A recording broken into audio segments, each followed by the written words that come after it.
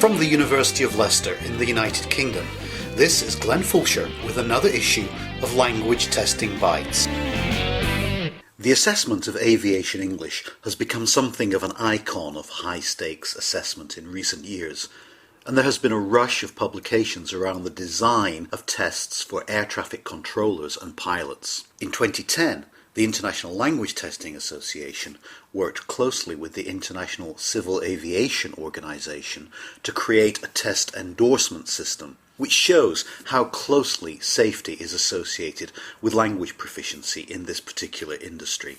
In Language Testing 32.2, we publish a paper by Hyejeong Kim and Kathy Elder, both from the University of Melbourne, which examines the construct of aviation English from the perspective of airline professionals in Korea. Welcome to Language Testing Bytes to talk about the assessment of aviation English. Thanks for inviting me to this interview. It's a real pleasure to have this opportunity. Can we start the podcast with a rather general question? Why do you think the assessment of aviation English has become such a hot topic over the past few years? Well, I think there are a few reasons for that. The International Civil Aviation Organization, or ICAO, is a special agency under the United Nations, and its 191 member states agreed to comply with the English proficiency requirements set by this organization. I don't think there have been many such cases. There are some language proficiency policies implemented at the national, state, or local levels, but the fact that the ICAO language proficiency requirements are internationally applicable draws wide attention. There are very high stakes attached to this policy at the national level for the member states, at the personal level for the pilots and air traffic controller whose English is tested, and at the level of the general public or the people served by the aviation industry. Firstly, at the national level, the relevant government agency of each ICAO member state has to make sure that their aviation personnel pass the test, which meet the ICAO requirements. Otherwise, they will face serious consequences. So, if there were a lot of aviation personnel who failed the test, it wouldn't look good for the member states, and also they might have to look to beyond their borders to hire new pilots, new, more English proficient pilots, and this might be costly and unpopular. Secondly, at the personal level, for the airline pilots or air traffic controllers who fail to reach the minimum required English proficiency level on the test, there are also serious consequences. Simply put, they risk losing their jobs. Lastly, the general public has a stake in these issues too, with the international aviation industry booming. We quite often hear about aircraft accidents, and it's reported that communication problems may be sometimes the cause of the accident. So it's not hard to see why airline passengers, who obviously care about their personal safety, might also have concern about the English levels of the pilot who fly the planes or the air traffic controller who give them instruction and respond to their request. In addition to that, there has been a growing interest and considerable international attention from the field of applied linguistics since the adoption of the ICAO language proficiency requirements. There is a great demand for training aviation personnel for better communication skills and also for language testing specialists for designing and developing tests which can meet the ICAO requirements. So, I think those are the main reasons why the assessment of aviation English has become a hot topic over the past few years. That's really interesting. I guess it shows that this particular domain is quintessentially what we mean by high-stakes assessment. But before we turn to your particular study, I'd like to ask more specifically about the language that we're assessing in aviation English tests. Aviation English, particularly radiotelephony, is a highly restricted language. Can you briefly tell us just how restricted it is and how far beyond that restricted language aviation language tests are expected to assess? I mean, the non-routine kind of situations that they might face. There are two different kinds of language used in aviation radio telephony communication. One is phraseology and the other is plain language.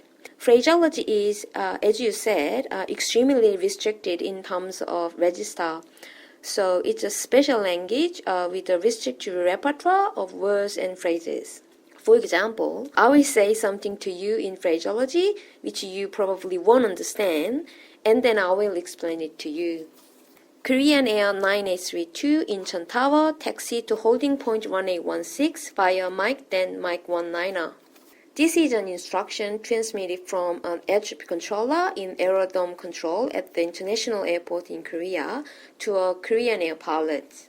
Korean Air 9832 is a flight identifier, and Incheon Tower is the name of the control tower at the airport. Taxi to holding point 1816 mean the aircraft should move to a holding point on the runway number 16 and wait there for the next instruction.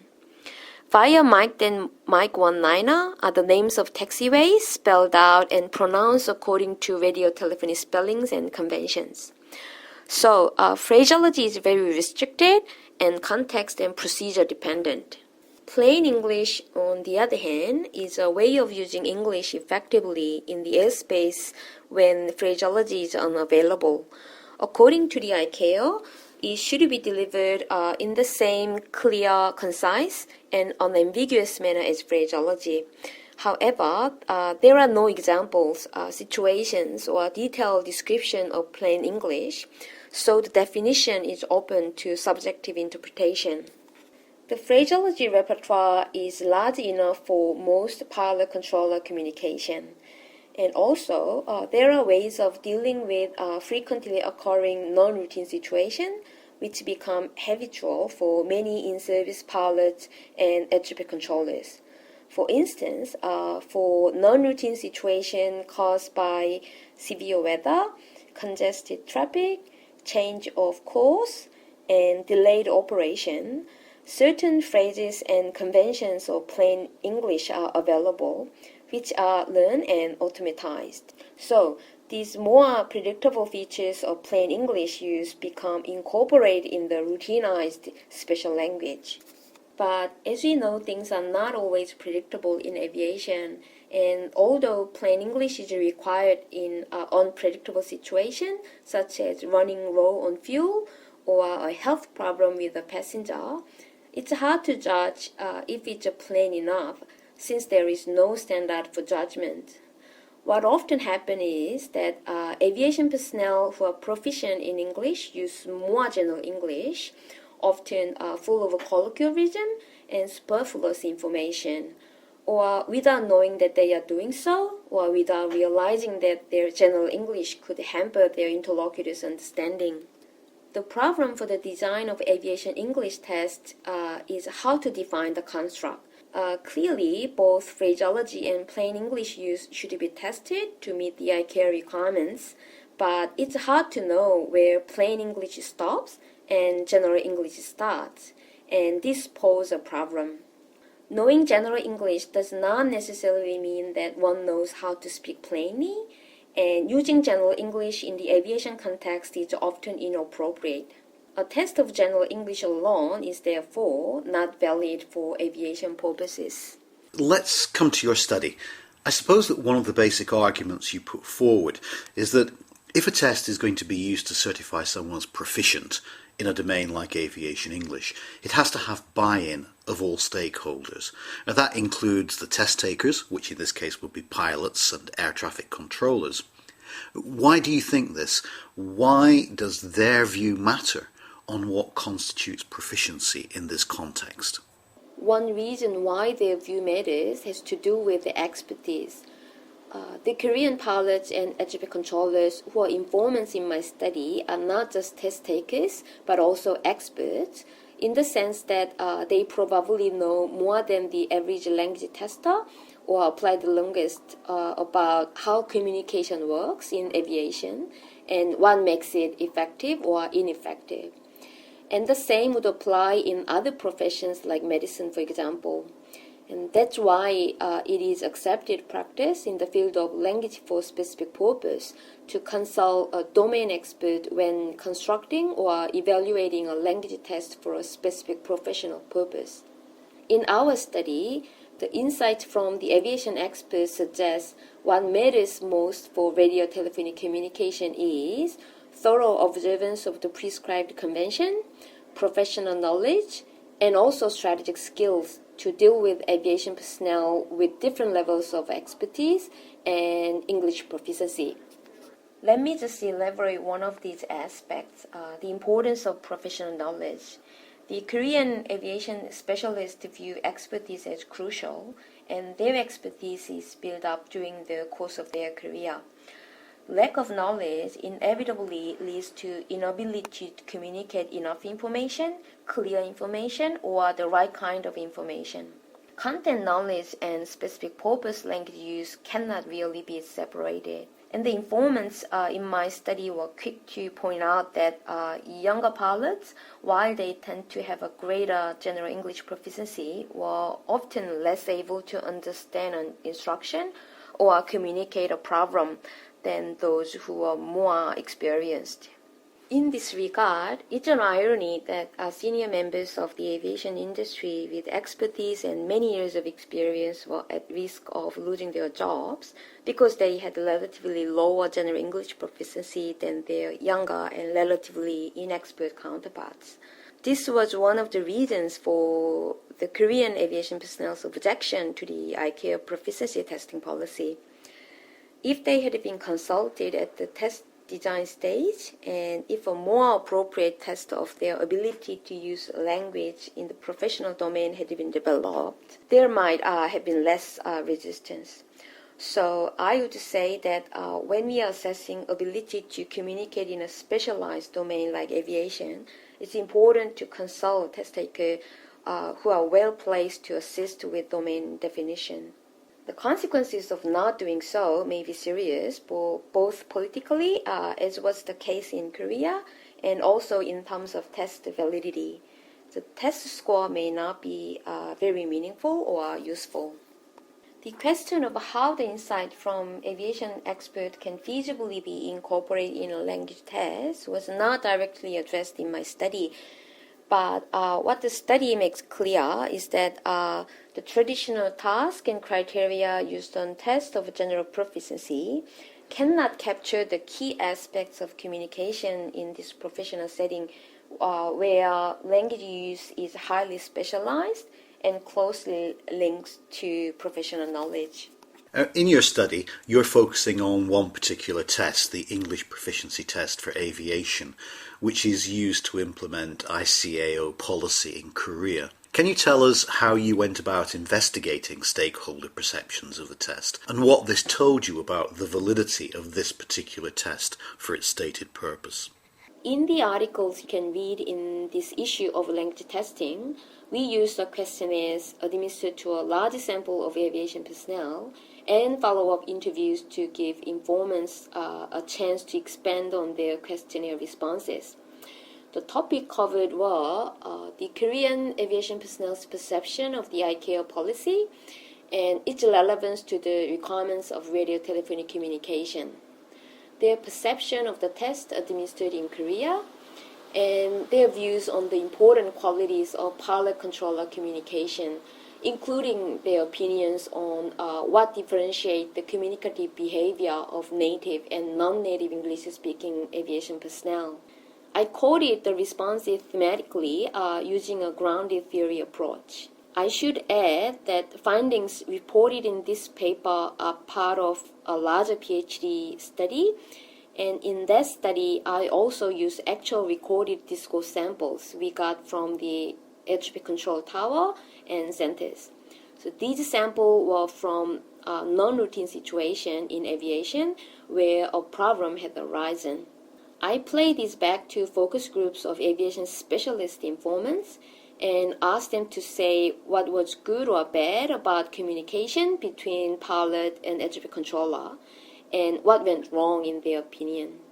Some of the findings of that study are written up in a 2009 paper published in the Australian Review of Applied Linguistics.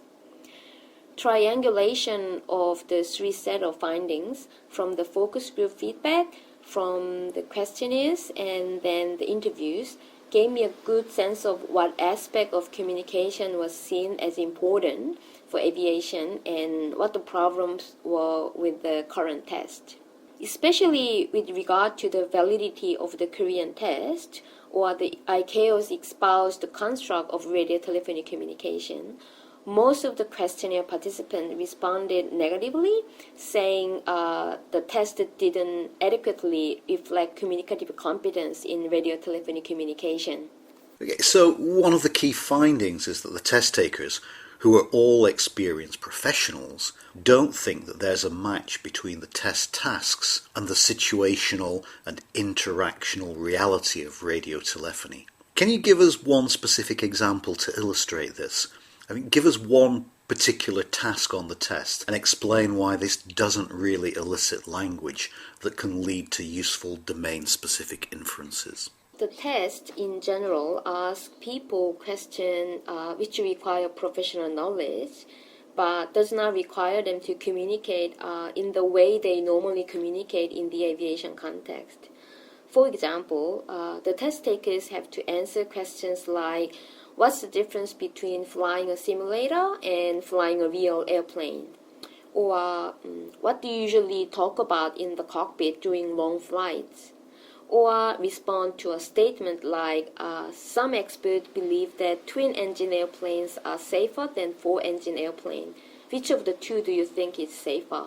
So, as we can see in the examples that I just gave you, the test takers need to talk about their jobs and about situations which might arise in the professional context, rather than perform tasks which simulate the demands of dynamic pilot air traffic controller communication. Also, the tasks, by and large, elicit monologic speech in general English with the minimal opportunities for interaction or co-construction which occurs between the pilot and air traffic controller during takeoffs and landings, for example. So there is a lack of situational and interactional authenticity. That is, the tasks are nothing like the communication task aviation experts perform in their jobs, and the language these tasks elicit is nothing like the actual language used in radio telephony communication. Well, that's really interesting. It's another good example of the importance for content domain relevance. I think that this is a topic that is going to emerge again and again over the coming years. But let's finish off with one other interesting observation, that Korean airline professionals are highly critical of English L1 speakers who don't comply with the conventions of radio telephony. Why was this, and what relation does it have to the evaluation of the Korean test? As I mentioned earlier, because of an absence of regulation and conventions for plain English use, its actual use seems to leave much room for subjective interpretation. For native English-speaking aviation personnel, using phraseology and plain English goes against their natural language use, which may be complex and contains a lot of redundancy. Maybe that's one of the reasons why most of the discourse-based studies of pilot air traffic controller communication conducted in the US context focused on deviation from phraseology and conventions. Native English speakers often take a long time to get to the point and use a very colloquial language, which not only makes it hard for others to understand, but also wastes precious time. They are not always disciplined, and they are not always aware of how they come across to the listener or sensitive to the listener's needs. Taking one of my discourse examples, when an American pilot makes a diversion request due to lack of fuel, he says, "Roger, sir, due to operational requirements, we are having to divert, and diversion port will be Shanghai. If you could liaise with Shanghai ATC and request a vector for landing in Shanghai, please, Cathay 883. This rather worthy request caused problems of comprehension for the Korean air traffic controller, and this took several turns to resolve.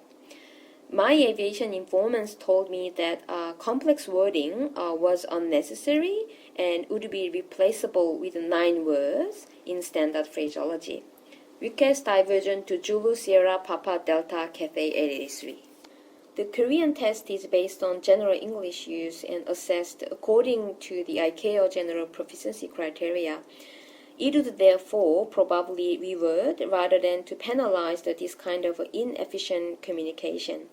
marks are awarded for fluency, for example, which is something that native speakers often display, but might actually be counterproductive in the aviation context, where precision and conciseness is what matters. So the test seems to be measuring the wrong construct. The ICAO scale and the Korean test, which is based on that scale, implicitly assume a continuum of proficiency from basic to native-like, and this is true of many general proficiency scales. While my informants recognized that some proficiency in English was essential, they were also keen to explain that native speaker proficiency is not the ideal in this context. And this was one of the many reasons behind their objection to the policy and to the Korean English test. I'm sure that's given our listeners much food for thought. If they haven't already downloaded your paper, I'm sure that they'll want to now. Many thanks for joining us on Language Testing Bytes to discuss this hugely important subject. Thanks for having me today. I really enjoy talking to you.